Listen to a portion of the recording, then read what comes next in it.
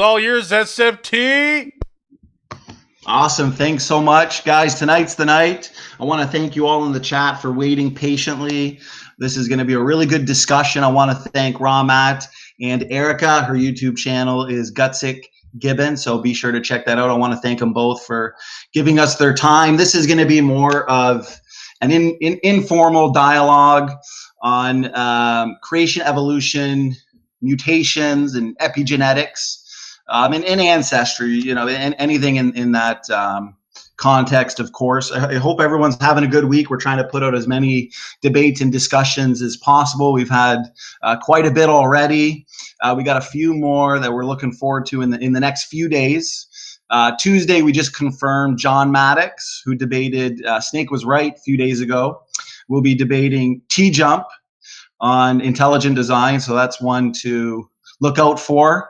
Tomorrow should be at about 9 EST. We'll have Mark Drysdale, who I just debated on MDD the other night, so be sure to check that one out. He'll be debating Matt Powell on Is Atheism Rational? So a lot to look forward to. Enough for me, though. We're going to get right into it here.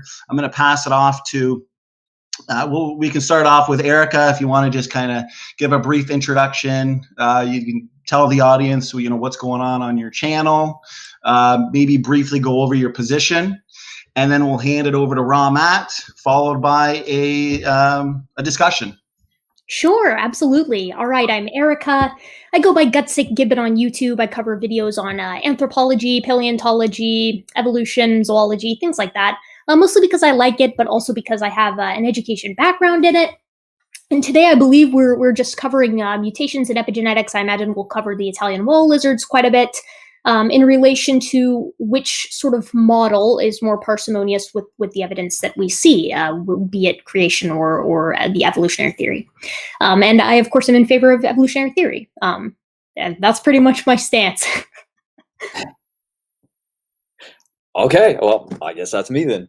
Yeah, I mostly spend my entire life editing videos for Standing for Truth, so that's pretty much all I do right now. That's why you get paid the big bucks, Matt. That's right. One day, hopefully. With pretty much all the content we're putting out now, that pretty much keeps me more busy than you guys could ever imagine. Editing is actually really time consuming. I found it really fun, but now it's just, wow, it is overwhelming to make content for videos.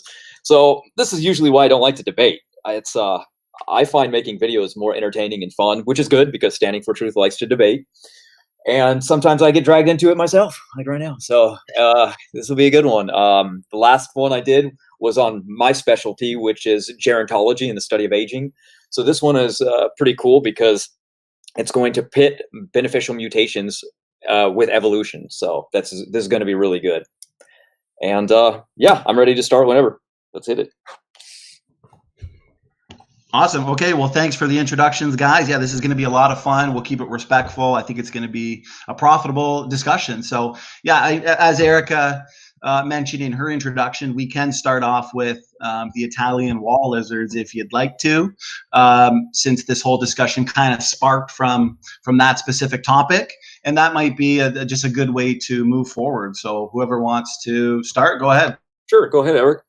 No, I mean, absolutely. I think that with the Italian wall lizard, so for those of you who don't know, and I imagine that those following this channel probably have at least a cursory idea of the Italian wall lizard sort of experiment and observations that go kind of in tandem with that, as well as the results from 2008 and so on and so forth. But essentially what we have is a population of Italian wall lizards, which were split between two islands. This population was initially omnivorous, primarily, usually, like the diet was mostly insects, but omnivory would be probably the best way to put it, as I believe there was plant matter involved, however small. But the population that was split into a new environment after several decades ended up evolving cecal valves, as well as a different head shape and larger sizes, in addition to behavioral kind of novelties and a penchant for eating plants, heavy herbivory. And this has been deemed, at least in the most recent paper that I saw, as sort of this incredible example of phenotypic plasticity. And phenotypic plasticity is very vital for the concept of genetic accommodation and genetic assimilation, which in and of themselves lend themselves to morphologic change. And so I would say that the Italian wall lizards, and I believe many would agree with me, evolutionary biologists and biologists of varying fields, that this is an excellent example of evolution happening rather quickly. Now, it should be noted that these lizards, once you, if you kind of take them out of the evolved lizards, that is, once you take them out of their natural environment and feed them a heavy arthropod diet, they'll actually lose the cecal valves, which is, again, very interesting as it is an example of phenotypic plasticity. But this doesn't change the fact that this morphologic range is a result of genetic change in this population through time. And that's pretty much what I have to say about it, if Ramat just kind of wants to take it away from there. Yeah, absolutely. What happened in that 2008 study is they only gathered a few selection of these mainland lizards. So they saw the mainland ones and said, oh, there's probably no cecal valve in these, because every one that they looked at they were eating insects. However, in a later study in 2015, when they actually went and gathered all kinds of different lizards, they actually found that 19% of the mainland lizards actually have the cecal valve already. And the most fascinating thing is, guess what? They were eating plants as well. So anytime something is going to a plant-based diet, it seems that the cecal valve is required. It's just like a muscle that atrophies in a human being, and it goes in this one. The cecal valve is actually a muscle. That's the thing. It's a new muscular valve that they found. It's not just some new anatomical feature that popped up out of nowhere. Matter of fact, if you type in vegetarian lizards and how many exist, how many species, they find out 1 to 2% exist. Well, how many lizards actually have the cecal valve? Well, 1 to 2%. It's exactly in line with what we would expect when something actually eats the plant. We believe in our model that animals were created to eat plants in the beginning. Well, this would make sense, so they would get in the anatomical ability to eat plants, and this is built into their DNA already. So it can vanish when it's not needed, and it can come back when it is needed. So that was a pretty fascinating thing, but they can actually track all the way back to 1971, finding the cecal valve and things. That was found in another study in 2008, where I found that one. And they, like, within 15 weeks of a diet change, they completely dissipate this muscle. It atrophies up that quickly, but yet their offspring will still have it. It's just based on diet change. So it's already pre-built in existing thing. And what I find ironic is that you guys need hundreds of examples of these kinds of things, and the cecal valve is just one. I mean, just one. So that's not looking too good. I mean, we would want hundreds of thousands of examples of these new anatomical features jumping up, and they're just not. So the thing, though, with that, Ramat, is that evolutionary theory or evolution in general of species is driven by environmental change and mutation. So if you have mutation, but you don't have a selection that's going to select for a novel change isn't going to happen, or at least that's not what we see. That's not what we would expect to happen. In fact, if we were seeing rapid evolutionary change in a stable environment, with no pressures to kind of drive that would run very contra to evolutionary theory as a whole. And I think I covered kind of some of the things that you said just now in your statement, sort of in my opening statement. I agree. It's phenotypic plasticity. I covered, that the fact that these cecal valves revert back to sort of a smoother gut once you feed them an arthropod diet once again. But the interesting thing is it isn't just the cecal valves themselves that lend themselves to this sort of evolutionary change. There's also a symbiosis or a mutualism going on, because when you look into the guts of these herbivorous Italian wall lizards, what you find is nematodes that are essentially helping with gut fermentation. So, and at least to my knowledge, you can correct me on this if you have read the 2015 paper. I don't believe I've read it. I read the 2014 one, but I don't believe the mainland lizards have any of the nematodes present in their guts. I haven't seen the 2014. No, I'd have to look at that one. Okay, well, it looks like I guess we're at an impasse on that one, because I haven't read your paper and you haven't read mine. But I would actually kind of like to push back a bit further on that. I mean, I understand that you are kind of in the same lane as I am, with 2% of our sort of squamates having an herbivorous diet and cecal valves as well. But you have to take into account too, like dentition and things like that. Like I understand the link that you're making. You're saying, okay, well, these, lizards, these animals that we typically think of as carnivores or, insectivores at the very least, but some of them eat plants. I mean, you're not going to find any animals out in the wild whose diet contradicts their teeth. You know what I mean? Actually, you can look at some copperheads and venomous snakes that actually eat kelp. You can they eat dulse. They walk around the islands and they go around and they eat seaweed at night. And these are venomous copperhead snakes. They found that was interesting. They find they do it at night, so that's why they didn't actually discover this until recently. And now, the question would be with that is, what percentage of their diet is the kelp making up? Pretty much entirely. They believe that they're entirely misconstruing eating fish or eggs with the seaweed because they smell like the fish. So the snakes walk around and it's in our book. You can find it right there under all the different animals that decide to eat plants, like the shark that eats vegetables or the sharks that eat kelp, things like that. But the snakes were specifically eating it. It goes back to quite a while ago, the first snakes that were vegetarian that they found, and now their teeth are designed as you would imagine, right? Their teeth are made for injecting and killing, but these snakes in particular are eating nothing but plants.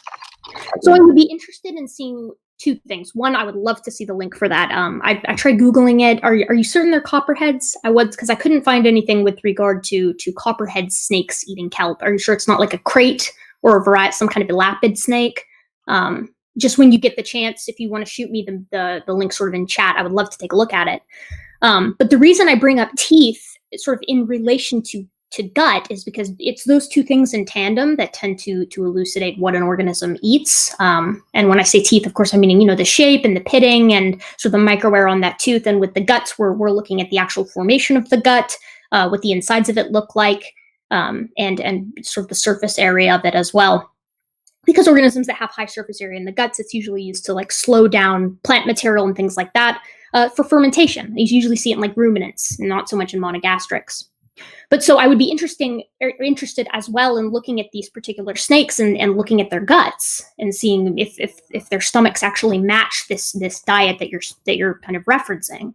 As far as organisms eating like vegetables, if you feed them to them, I'm not certain about which shark incident you're referring to here. But for instance, a great many animals will be kind of opportunistically omnivorous when given the chance. It's kind of horrifying that you can actually see videos on YouTube and things like that of horses opportunistically plucking up baby chickens and eating them. It's just kind of a very cruel side of nature, but it does happen.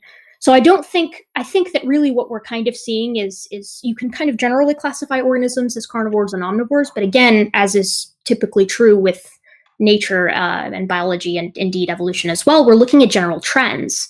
So, if you want to shoot me that snake link, I would love to see it, or the one with the sharks or whatever. Sure. But real quick, remember in our model, animals were created herbivore, right? So there was a natural instinct to be herbivore, and that's exactly what we see because carnivores have to be taught how to kill. They have to be taught how to hunt from their parent. It's not instinctually ingrained inside of them. And teeth, they changed from epigenetics themselves, kind of like anytime that you change the diet. Matter of fact, when they took the Pottinger cat study and they wanted to change their diet, they actually didn't change the food. They actually started cooking it. That's all they did different. They started cooking the meat. And these cats, within generations, their teeth started changing and they had infertile offspring. It messed them up entirely. And to this very day, the zoos, it's illegal for them to cook foods and give them to animals to this very day. You can't do it at all. It messed them up genetically and it messed their mouth and teeth up. But so a great many predators, though, have almost zero parental care, right? And they still do indeed eat meat, right? Like there are many carnivores, obligate carnivores actually, sharks and various elapid snakes, that and lizards, in fact, that have no parental care. No one teaches them how to do this. They do it based off of instinct or perhaps observation as well. But I don't know that I buy that. I don't think that that's correct, that they have to learn it from their parents hunting. Well, I would say it's best explained through epigenetics again, because this is what is inherited. If they electrically shock something and then the next generation, like, oh, I'm sorry, I should explain it a little better. If they electrically shock a mouse when it smells fruit, they normally love fruit. But instead, the next generation of offspring is scared of smelling of fruit because of this electrical shock. So when something does something, it's inherited by the parent or by the offspring. So if the parent is hunting and killing, and that's what they do, therefore their offspring should do the same thing. So these are epigenetic tags. And this is what makes it so fascinating, because evolution needs beneficial mutations continuously, all the time. But every time a beneficial mutation comes up as what they thought was one, like the lactose mutation or the increased bone density or the HIV-1 or the high altitudes of the Sherpa people, you can go down the list. Every single one has turned out to not be a beneficial mutation whatsoever. And that's what's required for evolution, that every single one has been an epigenetic tag. So two things with that. One, it should be noted that when we're referring to, I actually want to kind of pick your brain on this and see, what it is that you're referring to, but evolution does require beneficial mutations, but you have to understand what we're talking about when we say beneficial. What's beneficial in one context may not be beneficial in another, which is why environment is typically your primary selector. It's sort of the molder of evolution itself. You require mutation, that's the raw material, and then natural selection sort of shapes it. And that tends to come from the environment around. So I don't know why you would, there's not necessarily an inherently beneficial mutation, at least not one that I would know of, that couldn't essentially be turned against the organism in another context. So things are very context specific. This is why, I've had conversations with creationists a great many times who say, antibacterial resistance doesn't count as a beneficial mutation because that adapted bacteria is actually less fit than the other bacteria in the original environment. And my answer would be, well, of course it is. It's only beneficial in this new environment, this one with the antibiotics in it. So I would actually like to pick your brain. What do you define as a beneficial mutation? What would I define as one? Yes, in your own words, like what do you, Sure. Ramat, think is a beneficial mutation? Sure. Well, the first thing I would have to say would be look at fitness. Fitness can't drive something into a new species. And that's all that we actually see in these experiments. We're looking for beneficial mutations that would add anatomical features and changes, linearly driving up evolution. So, for example, we have finally the very first experiment ever done on eukaryotic organisms, not bacteria, not Linsky's bacteria, nothing like that. And it's been done. I just linked it to you on the side. It's a eukaryotic yeast, and they grew 12 replicate cultures of this pure yeast strain that they gathered for 1,120 generations. Now, they didn't coddle these yeast at all. They actually went full bore on trying to mess these things up. So what they did is in the first dish for about 224 generations, they put them in a carcinogistic dye called Congo red. Then they moved it to copper ions, then an alkaline environment of like pH 8, then hydrogen peroxide, and then antibiotics. And then at the end of all these generations, the scientists concluded that beneficial mutations are undercounted in exchange for environment, both in the lab and in nature. They found that it was nothing but a loss of function and degradation of function. And these are what we are. We're supposed to be eukaryotic.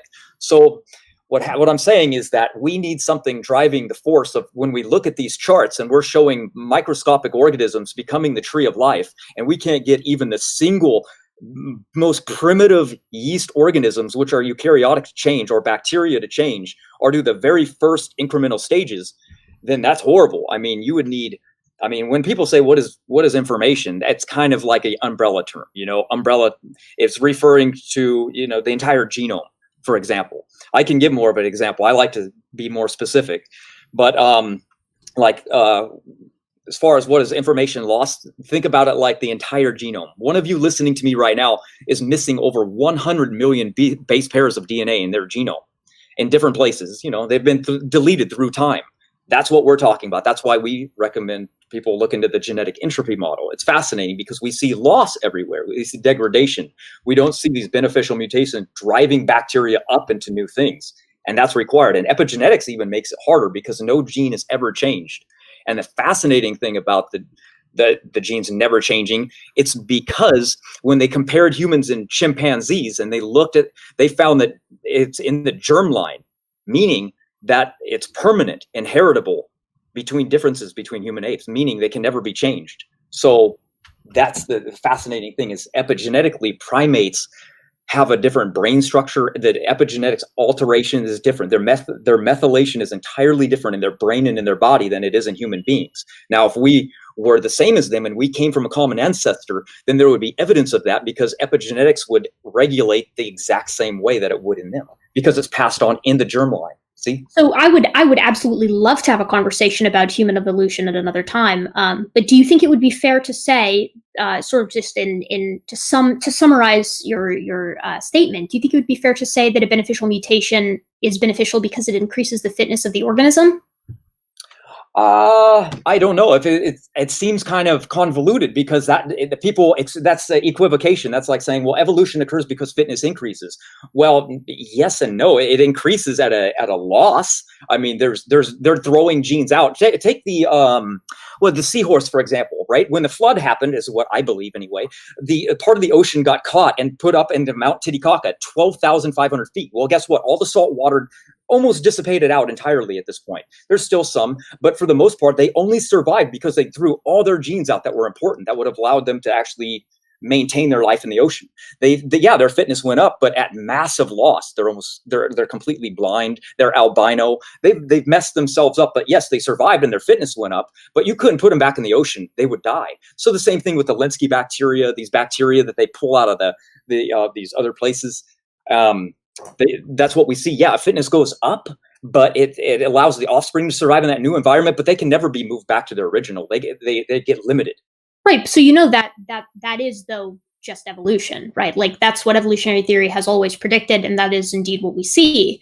I mean, to say that, it's almost like I feel like creationists have this idea of like an ultimate fitness, which makes sense, because in your model you would have sort of these Barrowman original kinds that are sort of perfect and herbivorous and free of disease and things like that.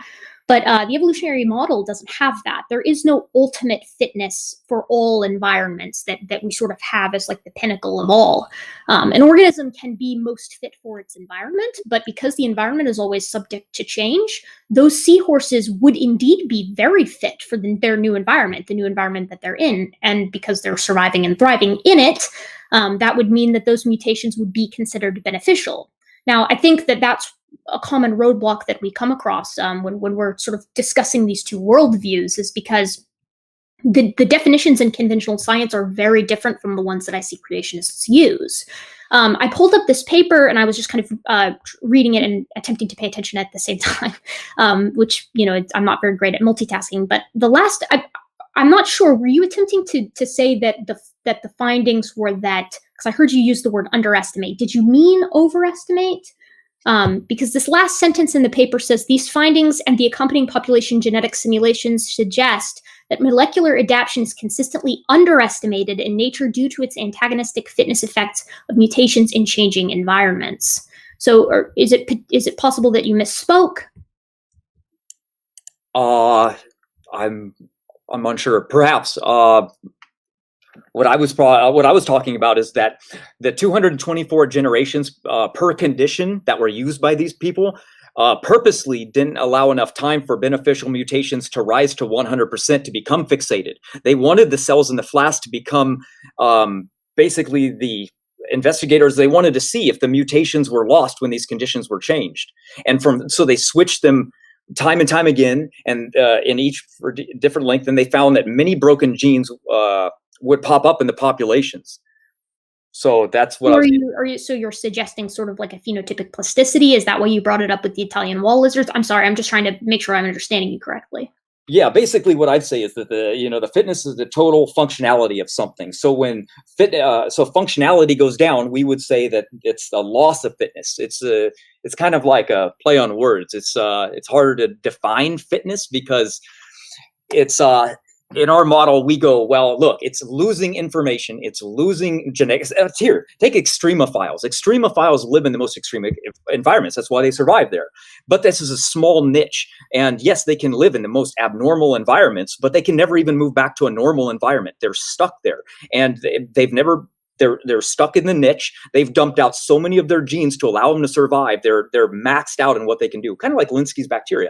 They can never be jumping around. So if evolution were true, sure, you can change the environment again and they'll adapt even more, right? And therefore their offspring will come, and therefore fitness will go up because their offspring can now live in that environment. But if that keep happening and their genome keeps shrinking and they keep throwing away genes, this is going the other direction. It's eventually they're going to run out of material like extremophiles, and they're dead-ended. They're at the dead end of what I think I got where you're going with this. So you're essentially saying that because you're essentially limiting organisms to mutations that are deletion events. And you're saying that organisms can adapt to their environment, but this is going to be a deletion event, and eventually they're going to run out of genetic material in order to adapt to their environment, and then they're hosed.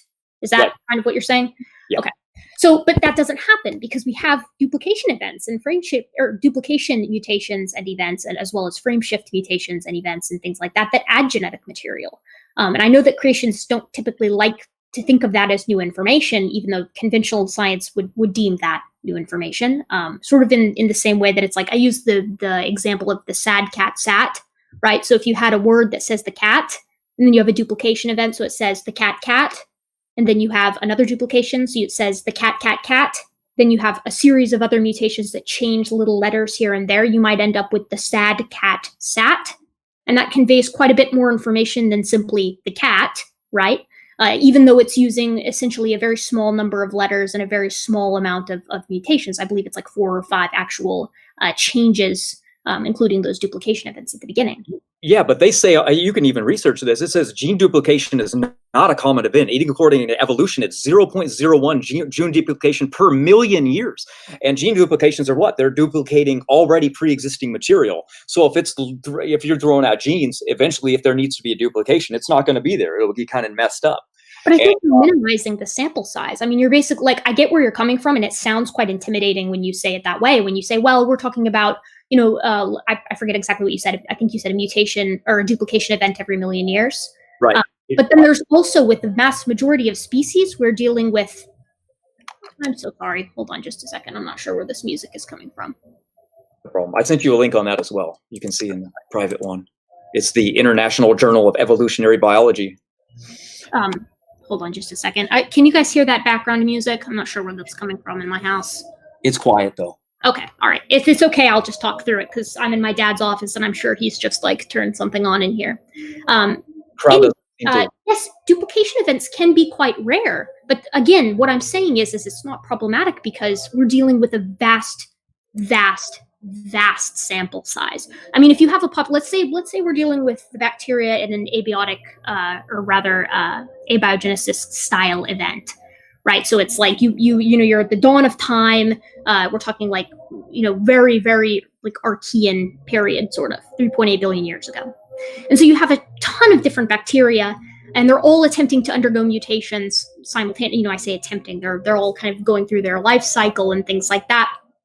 It can be one mutation every million years, but it's one mutation every million years for billions upon billions of bacteria, which greatly increases your potential for sort of seeing this mutation. Even more so if it's selected for and it passes it on or divides even a single time, because that also increases the potential for this mutation to sort of proliferate out into the population.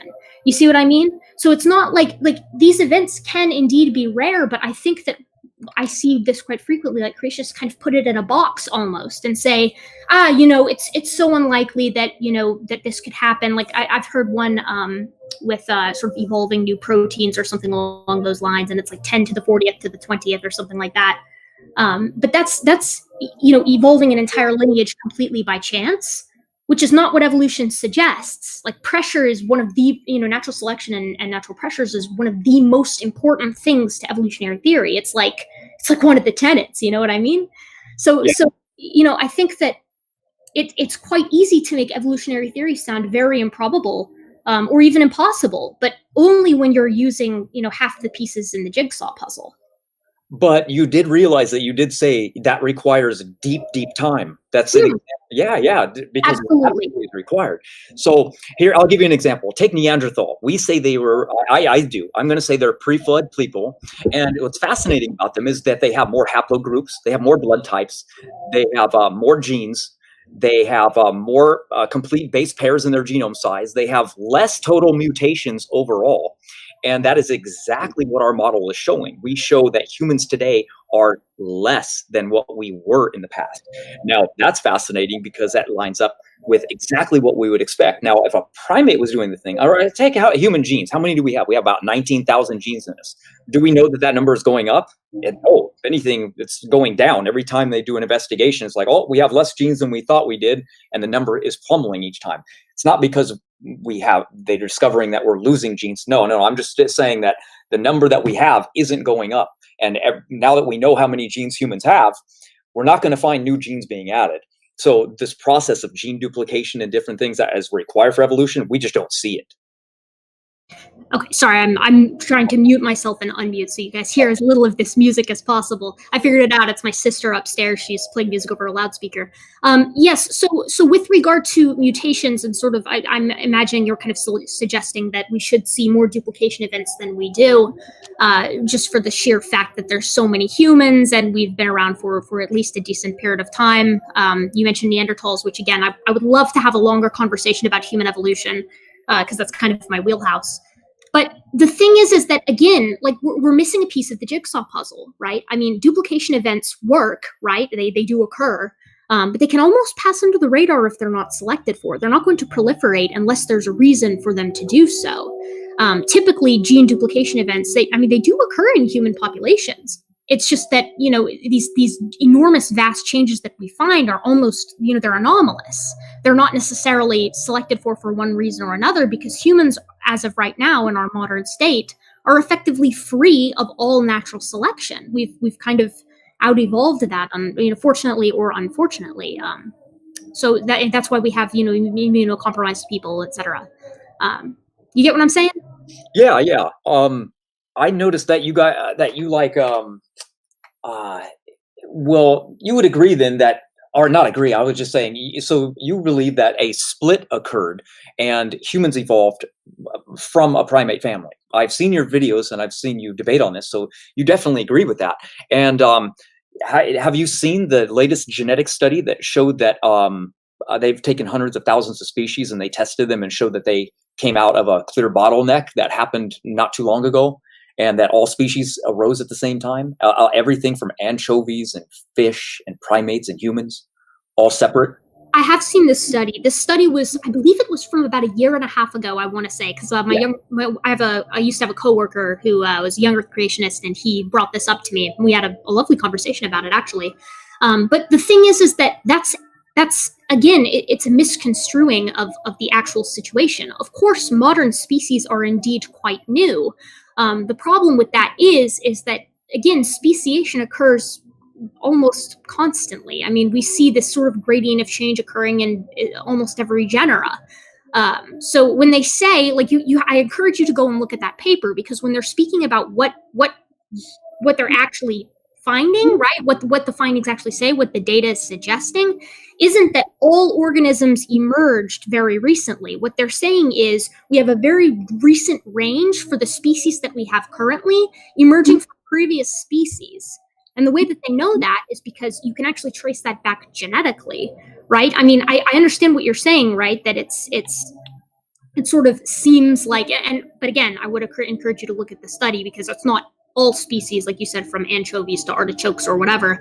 It is a great many of them. It's like 90%, 92, I believe, something like that. But interestingly enough, that also ties in with a rather recent sort of worldwide event, right? We have these interglacial periods and glaciation events. So I don't see that as problematic for evolutionary theory. Well, you're actually in luck. I know that study like the back of my hand, and it actually is going to answer your question that you always ask people: where do we draw the line in phylogeny? Because yes, I certainly hope you'll answer my question. Yes. Well, now, the fascinating thing about this is that study used DNA barcoding to do it, because it's down to the species level.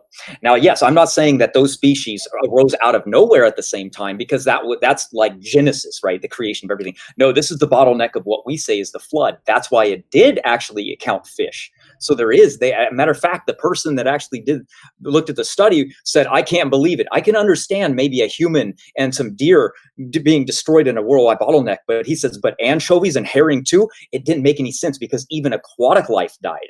So I did read the study very in depth, and check this out.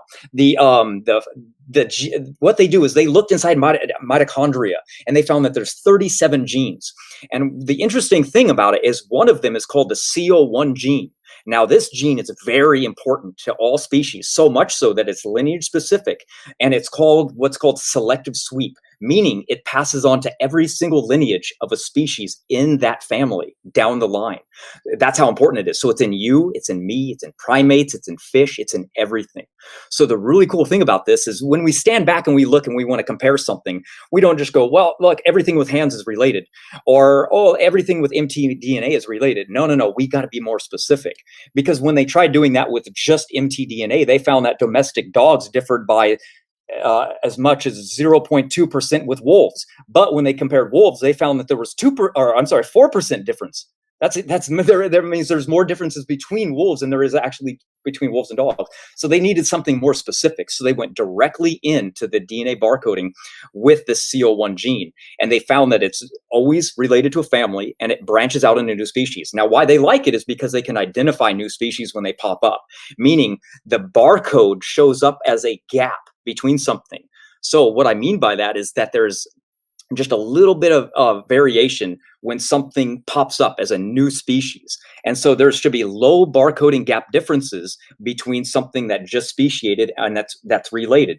The bigger the gap, the less they're related, or they fall out entirely of the group if they go over like 60. So what happens is now we have a way to identify not only species, but what is a kind, because it works on a family level. So they went in and they studied Neanderthal, Denisovan, and modern humans, and they found low barcoding gap. So much so that the gap was only 1 to 4 barcoding gaps. Now, that's nucleotide sequencing of this genome.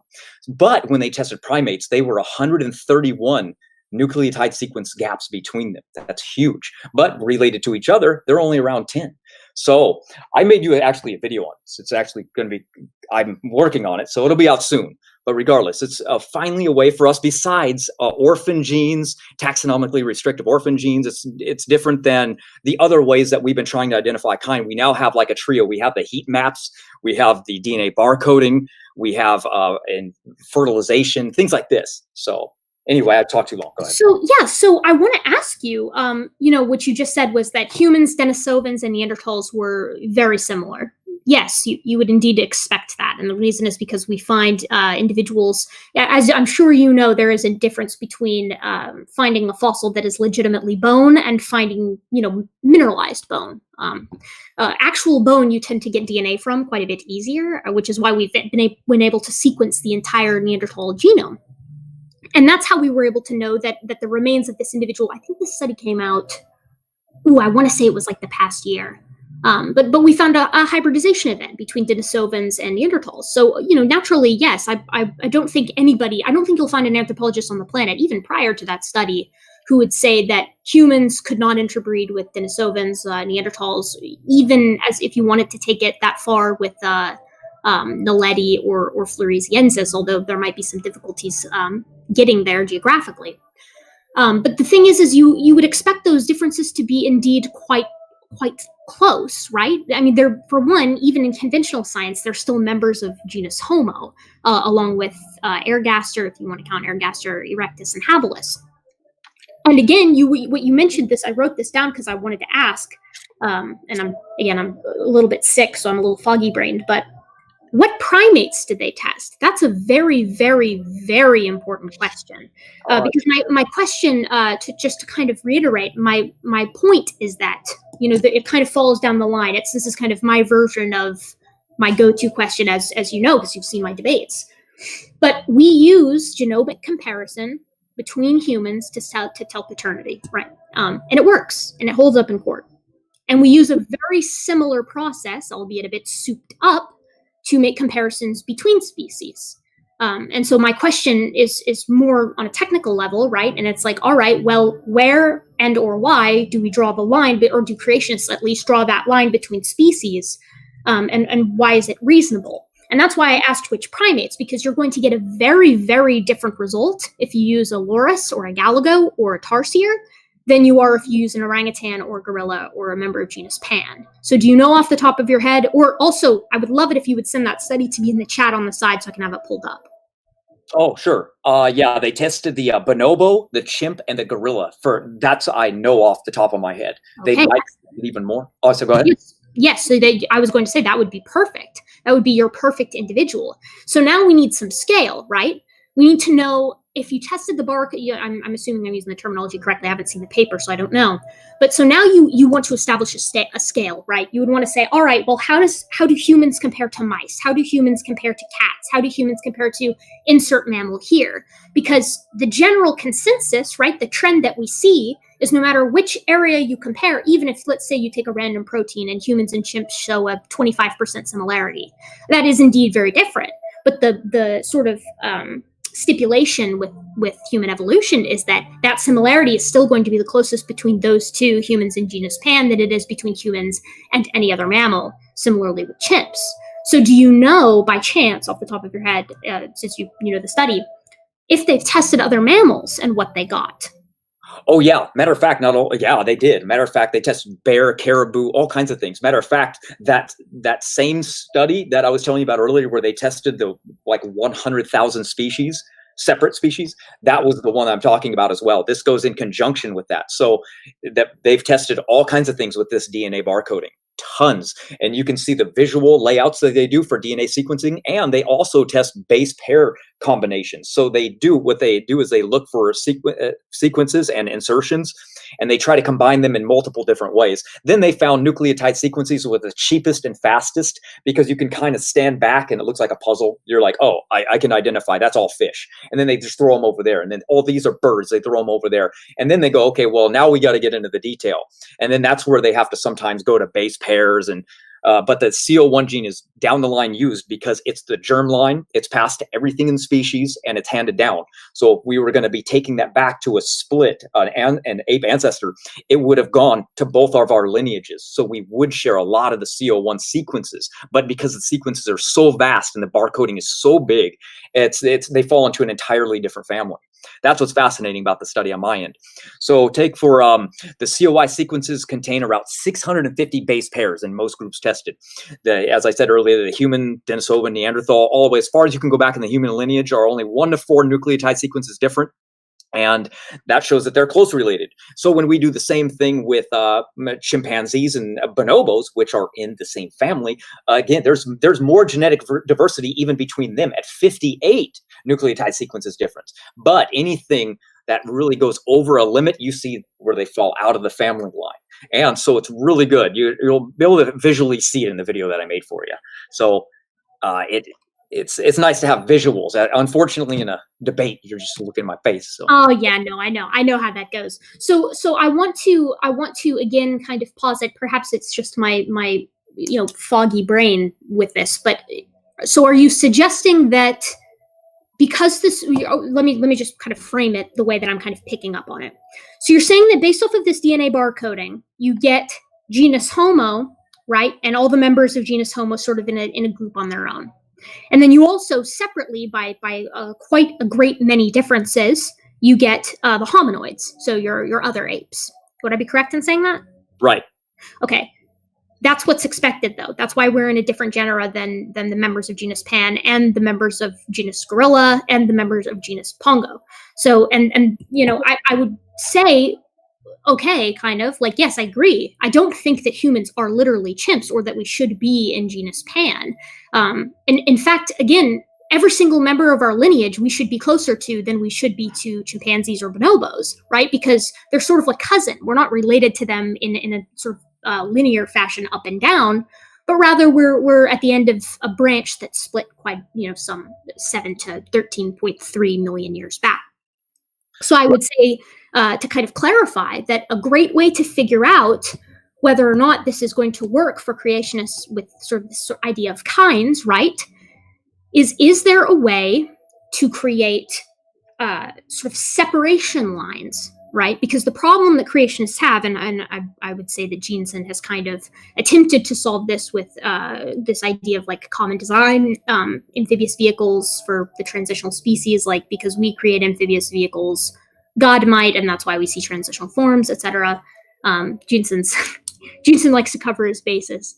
But I think that you're still kind of in trouble, right? Because, and again, please do send me this paper in the chat if, while I'm talking, if you get a chance, because I would love to have it pulled up. But you have to be able to have something to compare it to, something that, at least according to, like if you're attempting to disprove evolutionary theory, right? You want to have something that's going to falsify it properly. So what you would need to have is humans, I don't know, muscelids, right? Cetaceans, felids, whatever, a bunch of different family members or group members, genera, whatever, and line them all up, and then compare it with this DNA barcoding, right? In order to see who's closest to who in sort of how you just mentioned it, but across a very wide range of living organisms. And then it would be quite interesting, and I that's why I would like to see the paper, because I want to see what they concluded, to see if that matches what we find with regard to just comparing coding base pairs, through genomic sequencing, or sort of phylogenies that we get with molecular clocks and things like that. You get what I mean? Yeah. No, they did test hundreds of thousands of species, so they've got what you want. There's two studies. They've got everything you want. They do line up fish, whales, but remember, we're talking about a species line. So when we're looking at the nucleotide sequence differences, 10 or more place them into a different taxonomic family. And when in terms of base pairs, any gap under 60 is related. So that's how we're looking at. We do have a different way. We do have a way. So when we're looking at base pair sites, you see humans alive today are never more than 2 positions different, exactly the same as Neanderthal and Denisovan. Yet chimpanzees differ by 60 sites, and gorillas are separated from 70 sites from us, placing them into an entirely different family. And there are 132 nucleotide sequences separated us. So not only are they base pair separated, but they're also, so if they were same in species like us, if they were still branched out, that missing link common ancestor would have passed on these because they're germline, like I was saying. So we would be able to see them in the line. And they tested all kinds of things. That original study where they tested 100,000 species, that is tested using DNA barcoding. So they did that as well. And the best thing of all was wolves. They tested wolves, and they looked at, like, are they related to dingoes and foxes? And they were related to all the different types of animals. But yet when they compared them to bears and badgers and raccoons and things that are supposed to be related to them as well, totally different outside the family. Right, but you'll forgive me if I say this sounds exactly like what phylogenetics is. I mean, this, to me, like, you're saying this, and I'm hearing you, and I'm like, okay, so they're using genetics to group organisms into categories.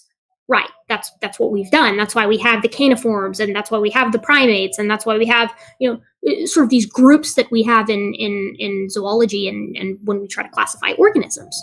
So what I'm hearing here is that this is another means to do so.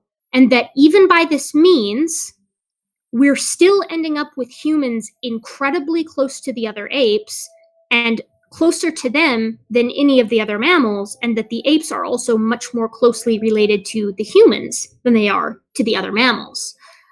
So I would say it sounds like a very fascinating study. Again, I'd really like to see it. So if you can, send it my way. But I don't understand the point that you're making. I mean, again, maybe it's me. Maybe I'm not understanding it. Or let me try it a different way. Are you trying to say that because we can group them into these categories based off of germline mutations, and I'm imagining that it's probably like a divergence or speciation time that they're sort of calculating, or rather looking at these lineages.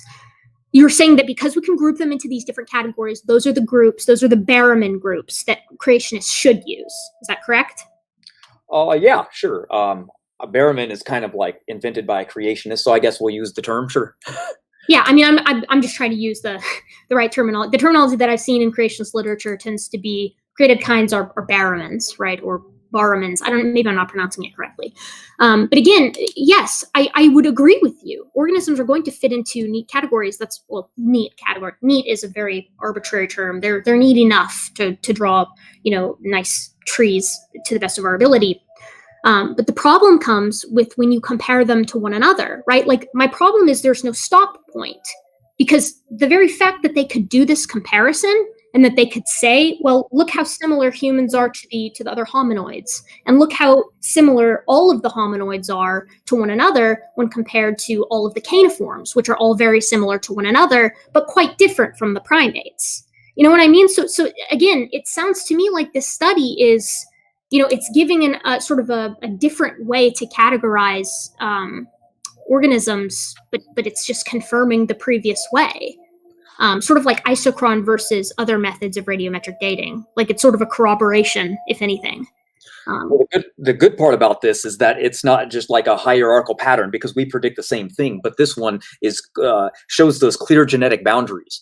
And you'll see from the researchers what they say. They go, I can't believe this. It's astonishing to them because it's actually not what they predicted. It's outside of their prediction, which is really good, because this is also like I was saying, it's down at the species level. That's what they want. But that selective sweep mechanism that shows that this CO1 gene is passed down throughout the entire family line would actually show the relation of things. And what's really cool about this is it shows that the hierarchical pattern that's in humans is always in humans, and it should be the same that would be in the primate lineage. That's what I'm getting at. Just like you can follow it in the dog back to a fox to a wolf. Right, but see, I guess I'm getting confused because I feel like you're mixing terms up a bit. So when you say that you're tracing this down through the family lineage, do you mean like the actual category of at the family level? Right, exactly. You can go up to the family level with the barcoding, because but not the order level, which would be primates or primates.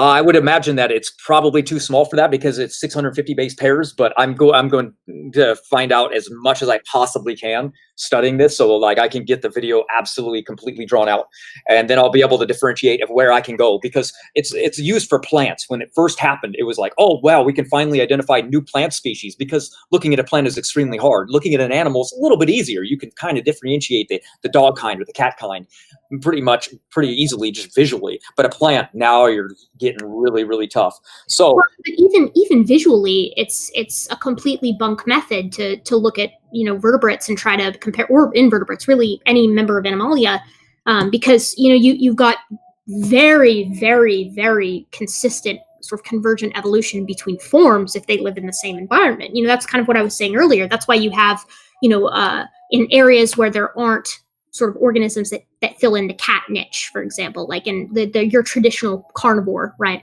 Like on the island of Madagascar, you have fossa, right? Which aren't strict. They're not the same as like a lion or a leopard or anything like that. They're entirely unique, but something had to fill the niche. Or the Tasmanian tiger over on Australia when they were still around.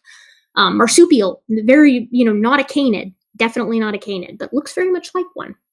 So I'm very much looking forward to your video. I want to see what you have to say, because to me, and again, it could be that I'm totally missing the mark here, and maybe I'm taking crazy pills, but I feel like what you're saying is that this study is just a different way to confirm the sort of phylogenetic tree that we currently have. Well, it's one way. It's just one. What I mean by that is you guys want the answer to the phylogeny challenge. So what we're doing is we're combining. We have the DNA barcoding now. We're going to have the taxonomically restrictive orphan genes. We have the statistical tool called heat mapping, which catalogs it compares the expressed proteins of species, because it proves by visualization methods that you can group species that belong to, physical comparisons by proteins inside of them. So we have that. Then we have zygote fertilization, which obviously is really good, but becomes ethical problems as well when you get into humans and primates. But we can use all these different varieties now to definitely be able to define what a kind is. We can do that with all these varieties rather than just a single heat mapping. 10 minutes left. Yes, I absolutely look forward to hearing sort of the idea behind that and seeing what you guys come up with. But the phylogeny challenge is Aaron's. It's not really mine. I don't have a name for my challenge because I'm not big enough to have a challenge name. I just kind of it's just the question that I frequently pose. I think where do you draw the line on phylogeny is basically the same as it's kind of just limited, right, to primates. It's looking specifically between humans and chimps.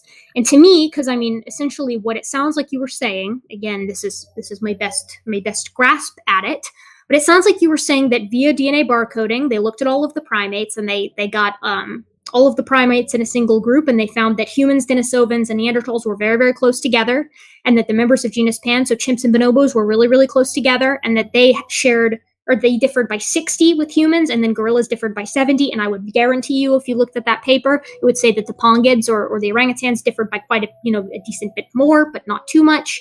Which again is exactly what we get with genomic comparison. We find that humans and chimpanzees, and as well as bonobos, are one another's closest living relative. I bet you too that if you looked at that study, I don't know if they did this or not, but that if they compared chimpanzees and bonobos to humans and then also compared them to gorillas, that they would have a 60 difference between humans and probably likely a greater difference between gorillas, because that's what we get with the genomic comparison.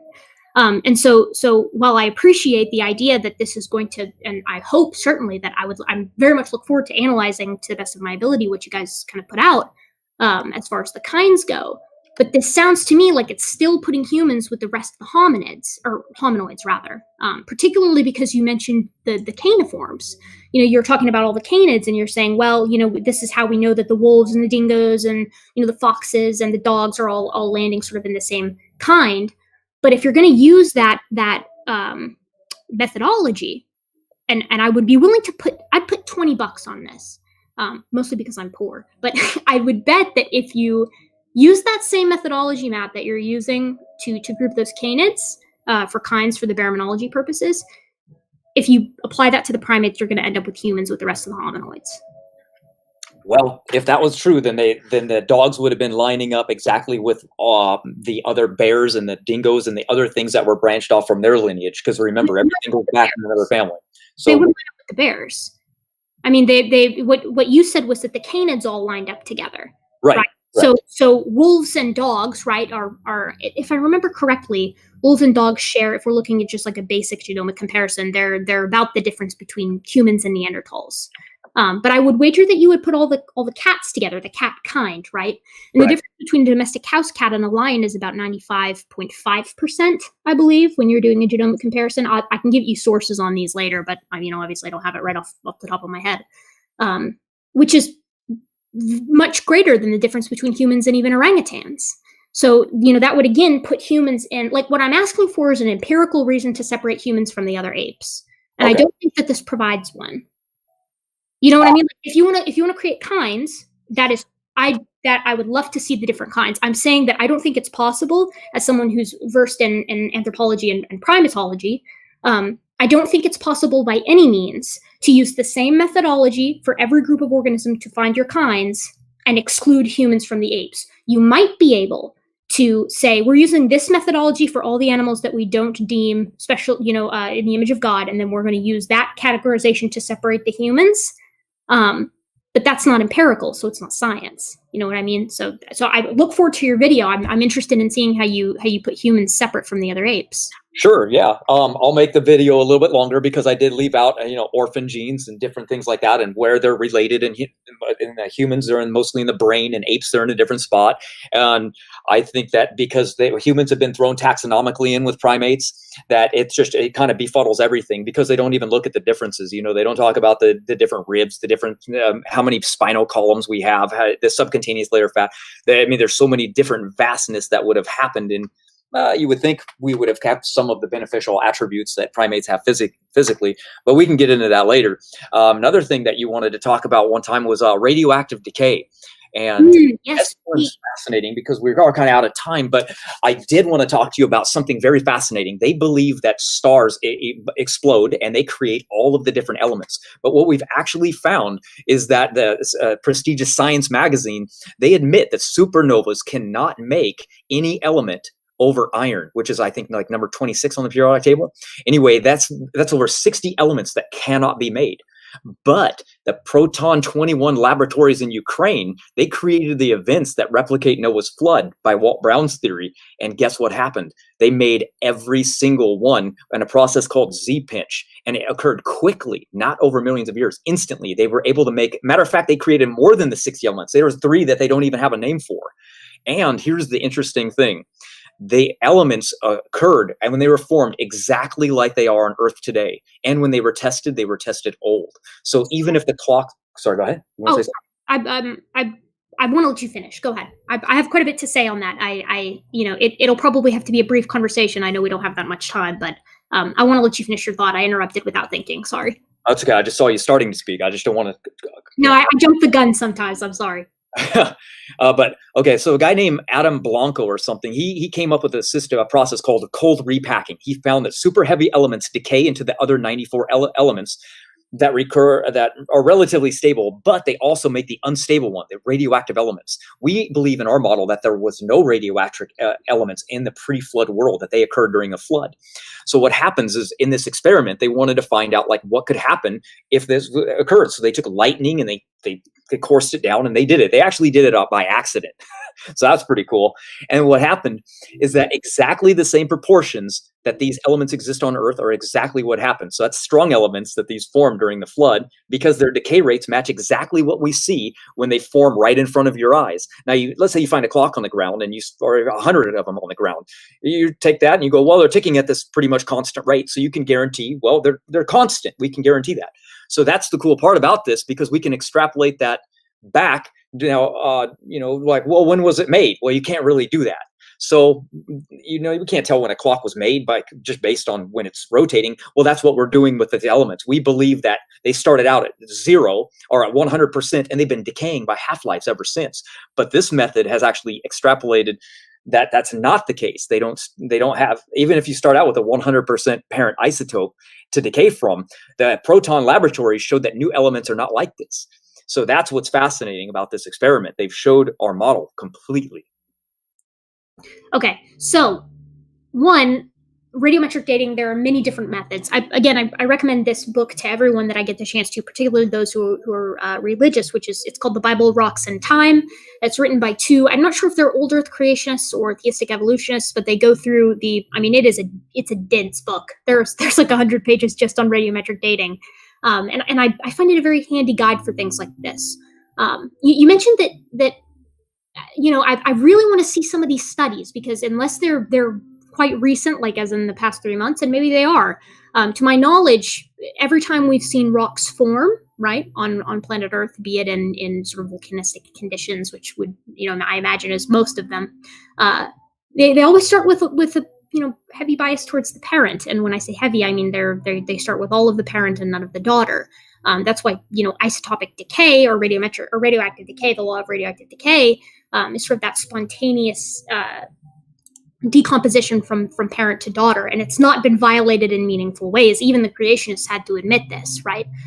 So I'm interested to see this Ukraine study, but also I'd like to point out that the method of radiometric dating known as isochron dating assumes nothing about the parent material, and yet it still corroborates methods that do, which would be to say very, very, very old rocks in, by the methods that we're using for older rocks, and so on and so forth for younger ones, and gradient and etc. Right, but that element was actually created over iron, so that would have been something that also formed during the flood. And by the way, here's an interesting fact. I don't know why I'm throwing this out there, but did you know that silicon-32 and radium-226, they actually shown that they changed from seasonal variation? Isn't that crazy? Their observation of decay rates actually changes when it's cold and warm. So I think that it's easy to say that, though, because I can also say that certain elements, when you apply whatever, I believe it was electromagnetic fields, that they change their decay rates. But when you actually go in and look at the paper, the decay rate changes by less than 1%. Yeah, it's which is a hefty amount. And actually the guys at Rate from AIG and Creation Ministries and things like that, they were the ones that were like, yeah, look, we're going to have to assume some exotic solutions. We're going to have to look to miracles and things like that, or assume that we're going to find more about this in the future, because as of now, we got nothing, which is why I'm asking for the dates of this Ukrainian paper that you're talking about, because, and again, feel free to send it in the chat. That way? Yeah, that way. Because I want to see the dates on this and see when it was published, because I would imagine that the geologists like Andrew Snelling, right? Like he's like the go-to creationist geologist, even though in his conventional work, he seems to accept billions of years at least for his, mainstream stuff, which he might have to for the job. But I would say, in addition to that, right, well, backing up, they would know about these papers and would probably have expounded quite a bit on them if they'd been released before the RATE project was disbanded. But moreover, I said this to Bill Morgan in our last discussion, companies all over the world use radiometric dating in order to find natural gases and oils. And they do, this is like a multi-billion-dollar industry that relies on this working. So I'm sorry. Go ahead. I'm thinking I'm thinking that you're saying that I don't believe that the rates are correct. No, they can be 100% correct. That's the fascinating thing. The rates can actually be 100% true, but when they're created, they're already created with different parent-to-daughter isotopes already begun. Right, but that's why I brought up isochron dating, which makes no assumption about the amount of parent material. So isochron dating it's a relatively recent method, I believe, in the past decade, and it makes exactly zero assumptions about the amount of parent material present at formation. And it still corroborates the dates that we get from traditional radiometric dating. You see what I mean? So I'm struggling to understand how you can make that claim. It sounds to me like, at least if I'm getting this correct in my head, that you're suggesting that, so if there are no radioactive elements prior to Noah's flood, which I don't know what a world, I'm not a physicist, I don't know what a world would look like if it had no unstable isotopes. I imagine that there would be quite a few natural processes impacted by that, but I don't know that for certain because, again, not a physicist.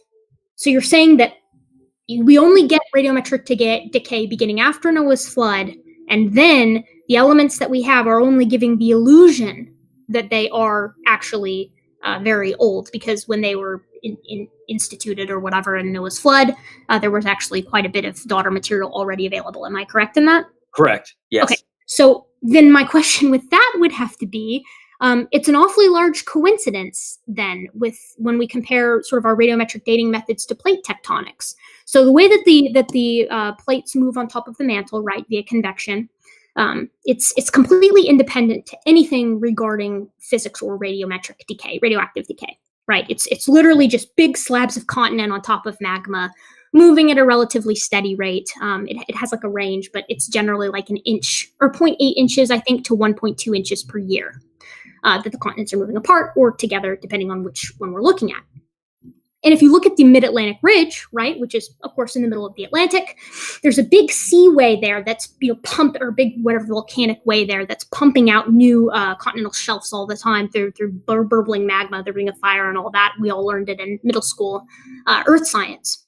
But you can make a prediction, right? The rock that's furthest away from this burbling magma crack in the crust is probably going to be older than the magma that's sort of at the center of the crust, because it's coming out, at a relatively steady pace, at least from what we can tell since we've been measuring it. And so it's awfully strange. And of course, we get these rates by having like satellites taking pictures and things like that. It's awfully strange that when we take samples from, very close to this crack in the crust, and again, at the edges of this mid-Atlantic ridge, that they corroborate our radiometric dating. When we date the rock, right, via radiometric dating, and when we scale the rock at the edge all the way back using a similar rate of seafloor spreading, those things match. They're entirely independent from one another, and they match. So what you're essentially saying is that God, for whatever reason, decided to have the movement of the continental plates, the continental drift of the planet, match up in stepwise fashion with the radiometric decay rates and measurements that we pick up, just both independently equaling a very ancient Earth, or at least appearing to equal a very ancient Earth, despite having nothing to do with one another. I mean, you realize what an awfully large coincidence that seems like, right? Well, think about it like this: when the great floods, the fountains of the deep broke forth in the mid-Atlantic ridge, that's where the majority of the force took place and started pushing the continents apart, or the Pangea continent apart, into what it is today. So what happened is, if this is where that event is occurring, and this electrical surge called the Z-pinch is flowing through granite rock, and the crystals that are in the rock are creating this force, and it's creating these new elements. What's going to happen then is there is going to be variances dependent on basically how far these things spread apart from each other. And like I was saying, that this study showed that when these elements were created, they're created instantly, and then all of a sudden there's dissipation. Right, they start decaying from their 100% into their weaker elements, into their parent to daughter. So if this is occurring and it's being spread out, by the way, God's not doing this. It's just, these are just elemental forces taking place on Earth, and so we can track those. So if just because they are dating as though they're old, that's our interpretation of them dating to be old, because we're assuming that all of a sudden, well, it takes millions of years for this process to occur, but this experiment shows them occurring immediately. So that's the cool part about it. So again, I do really want to see this paper, and I want to see the other one too. I don't think you sent it to me. I have so many links. I'm not even sure which one it is, because as you can see here. Just send them. I would send me all of them, and I'm more than happy to dig through them. Okay. I just want to jump in real quick, guys. Sorry. It's been a phenomenal discussion. Everybody's loving it. I'm loving it. We could probably listen to this all night. I do want to respect the debaters' times. Therefore, if you think this is fair, what we can do is kind of end it with, we can start with you, Erica, because you started, I think, in the intro. Give a couple-minute summary. If you want to respond to something that Matt just said regarding the radiometric dating, you can. Just use the 2 minutes or so, however you please. We can do the same with Matt, and then we can call it a night if you think that's fair. Absolutely. That's totally cool with me. Beautiful. Yes. So is that sorry, is that cool with you, Matt? Oh yeah, fine. Go ahead. Yes. So essentially I'm going to take my time and I'm going to respond to what you just said. So again, you're using the Z-pinch method, which I'm going to, just for the sake of argument, assume that is 100% true. I don't think it is. I really want to see the paper, but I'm going to assume that it's true. Even if that is the case, I'm going to reiterate my past point. The rate at which, tongue-tied, the seafloor is spreading is entirely independent of radiometric dating. That means it has nothing to do with physics. It's just basic, I guess it has to do with physics in that it's like Newtonian physics. It's just like movement, right? It's continents sitting on top of magma, and then the convection currents are what's moving the plates either to one another or apart from one another at roughly an inch per year. This is entirely separate from this Z-pinch that you're suggesting. So there is no reason to suggest that they would be stepwise, and that's why I said we're assuming that God would essentially have to intervene here and say, okay, boom, they're stepwise. Because otherwise you've got this weird situation, like a 1 in a trillion, where the Z-pinch occurred in such a way that it precisely matches up with not just the rate at which the seafloor is spreading apart, but also all of our ice core data, all of the dendrochronology, the coral clocks that we use, none of which have anything to do with radioactive decay, right? We measure coral clocks by growth rate and the size of the reef, the height of the reef. I think the Inuit atoll is usually used. Same thing with ice cores. It's regular snow rates, or dendrochronology, which is rings. I think creationists usually like to say sometimes you get double rings, but that's actually not the case. You're more likely to get sort of the opposite of what you would need, right? At least according to Wood-Marap, the creationist who has trouble with the bristlecone pines. But again, I feel like you're invoking kind of some funky physics here. That's again, why I want to see the paper for myself, and see when it was from, because I would find it very interesting if it was from the past. Genuinely very interesting if it was from the past 5 years, because obviously I wouldn't have seen it, and the guys at Rate wouldn't have seen it. But if it's even a decade old or 15 years old, you sure would think that the guys at Answers in Genesis or Creation.com would have kind of sunk their teeth into it. And I keep decent tabs on those guys, and I haven't seen it.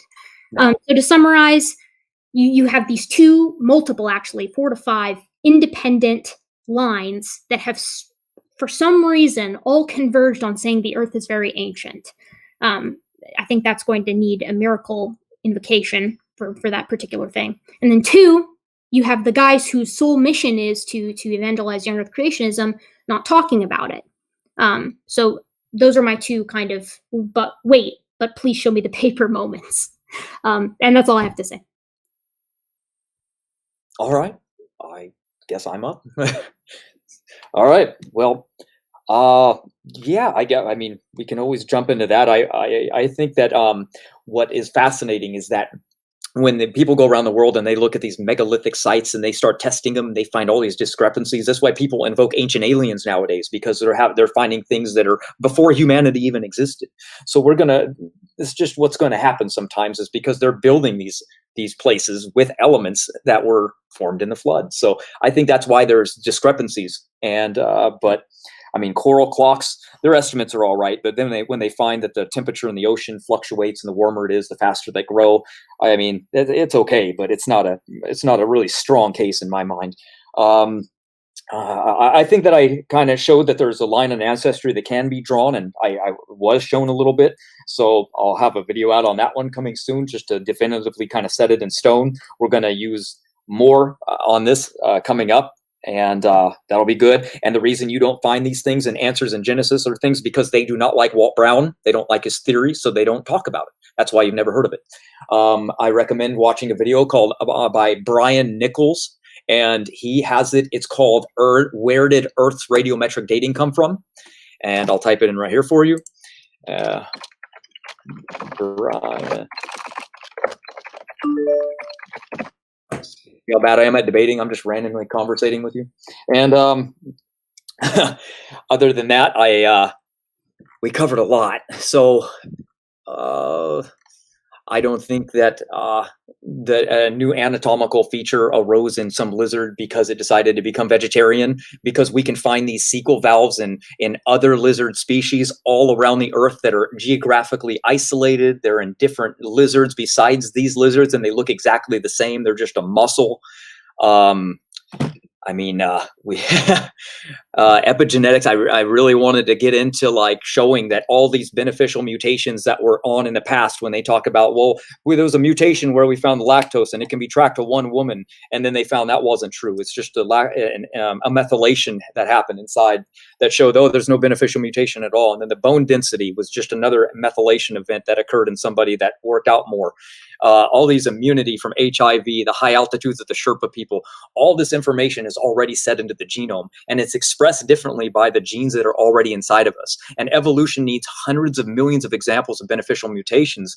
And we have these eukaryotic organisms and bacteria that can live hundreds of thousands in generations, and we can irradiate them. We can give them, we can change their diet. We can change their environment, and they cannot do even the most minute steps besides change their fitness. And I know evolution believes that that can happen throughout millions of years, but we would love even just the slightest example of something going on like that. And when everything is just being epigenetically switched on and off and genes being lost, I see everything as the exact opposite of what is required for the theory to be true.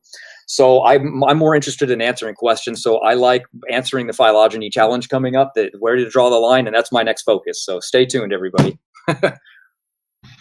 Okay, well, thanks so much, Matt. Thanks so much, Erica. Once again, thanks for giving us your time. As I said earlier, and I'll say it again, it was a great discussion. Time flew by, and the audience had a good time. So, of course, that's the most important part. So, once again, thanks so much for your closings, and we're gonna shut it down. So, Praise, it's up to you, brother. Praise is dead. He's doing his best. Yes,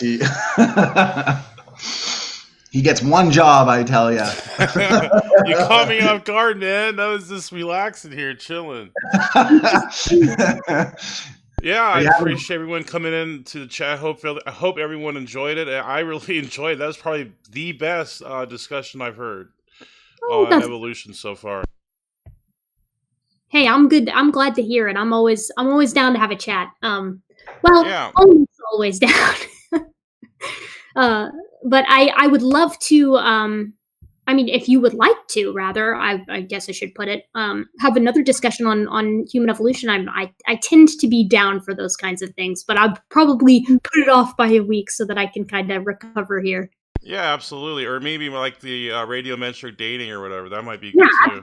Actually, yes, I would love to have a chance to look into these papers a bit more, and then we can have an extended conversation on that if you want. I'm with you. I'm not really. I mean, I know I go on Modern Day Debate, and they're typically called debates, but I like to view them as discussions, just because that's kind of what my hope is that it's more of an exchange of ideas and just where the other person is coming from. So that's what I like. That's what I get out of the whole thing. I agree with that too. And honestly, the discussion portions of debates, for the most part, is really what the audience pays attention to.